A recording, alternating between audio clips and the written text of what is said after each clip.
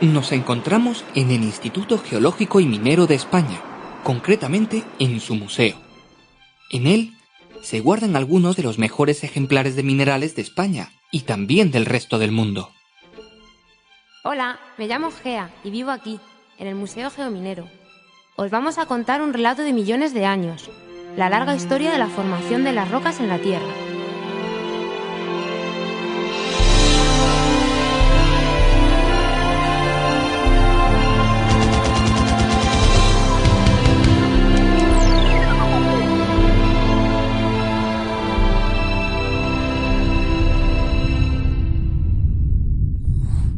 Los minerales son los componentes básicos no solo de nuestro planeta, sino también del resto de planetas y asteroides que se encuentran en el universo. ¿Pero qué es un mineral? Podemos definir mineral como un elemento o compuesto químico que tiene estructura cristalina y que se ha formado como resultado de procesos naturales. Los minerales se agregan unos a otros para generar los cuerpos sólidos que conocemos como rocas. Los minerales que forman las rocas pueden ser diferentes, aunque algunas rocas tienen solo minerales de un mismo tipo. En la superficie de la Tierra podemos encontrar una gran variedad de rocas, muy diferentes entre ellas en función de qué procesos geológicos han intervenido en su formación. ¿Pero podemos agruparlas de alguna forma? En términos generales, la mayoría de las rocas se pueden incluir dentro de tres grandes categorías. Por una parte, las rocas sedimentarias, que se forman en la superficie terrestre. Por otra parte, las generadas en el interior de la Tierra, que son las rocas ígneas, formadas al enfriarse un magma. Y por último, las rocas metamórficas, que son el resultado de la transformación de cualquier otro tipo de rocas. ¡Ah! Así que las rocas se mueven, pero muy despacio, ¿cómo lo hacen? Para comprender cómo las rocas pueden moverse y transformarse unas en otras, tenemos que considerar la estructura de la parte más externa del planeta, es decir, la litosfera, formada por la corteza y la parte superior del manto terrestre, la astenosfera. Esta litosfera no es continua, sino que se encuentra fragmentada en diferentes placas, colocadas sobre la superficie del planeta a modo de un enorme puzzle. Las placas se regeneran constantemente, es decir, tienen zonas donde se produce litosfera, mientras que en el extremo opuesto las placas se destruyen.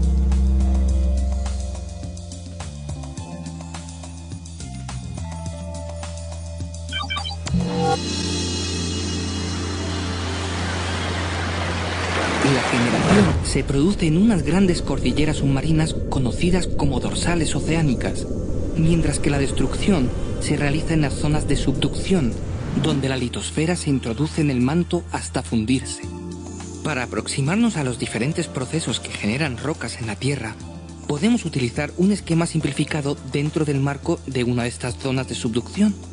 En este contexto, se puede definir el ciclo de las rocas, que constituye una serie circular de procesos que explican cómo las rocas pueden transformarse unas en otras. Entonces, ¿me vas a explicar el ciclo de las rocas? El ciclo puede comenzar con las rocas preexistentes, ya sean sedimentarias, ígneas o metamórficas, que se encuentran en contacto con la atmósfera terrestre. Los agentes geológicos externos, como la lluvia o el viento, desmenuzan y disgregan las rocas de la superficie, convirtiéndolas en sedimentos. Vale, entonces el ciclo comienza cuando las rocas se rompen en la superficie, ¿no? Sí. Estos pequeños fragmentos rocosos se transportan a zonas más bajas gracias a la acción de la gravedad, depositándose en las llamadas cuencas sedimentarias. Es en ellas donde se generan las rocas sedimentarias. Entonces, las cuencas sedimentarias son como grandes recipientes donde se acumulan los sedimentos. Las cuencas sedimentarias no están situadas sobre un sector estático, sino que pueden ubicarse encima de una placa litosférica oceánica que se mueve lentamente, introduciéndose debajo de la placa litosférica continental. Por tanto, la roca sedimentaria formada anteriormente comienza a introducirse en el interior de la Tierra y empieza a calentarse progresivamente, gracias a la energía interna que surge del interior del planeta. Además, el peso del sector montañoso que se encuentra encima produce un importante efecto sobre la roca sedimentaria. Eleva su presión litostática, lo que junto al aumento de la temperatura afecta a los minerales que la constituyen, transformándolos y colocándolos en función de la dirección de aplastamiento y generándose así una roca metamórfica. O sea, que si calentamos y comprimimos una roca sedimentaria, la podemos transformar en una roca metamórfica. Así es, Gea. Cuando el aumento de la presión y de la temperatura supera un cierto umbral, la roca metamórfica comienza a fundir, generándose así un magma que asciende lentamente hasta llegar de nuevo a la superficie terrestre, en este caso a través de un volcán, donde se solidifica formándose una roca ígnea. La acción de los agentes atmosféricos externos vuelve de nuevo a disgregar la roca, cerrándose así este lento ciclo que ha durado centenares de millones de años. ¡Millones de años! ¿Cuánto tiempo?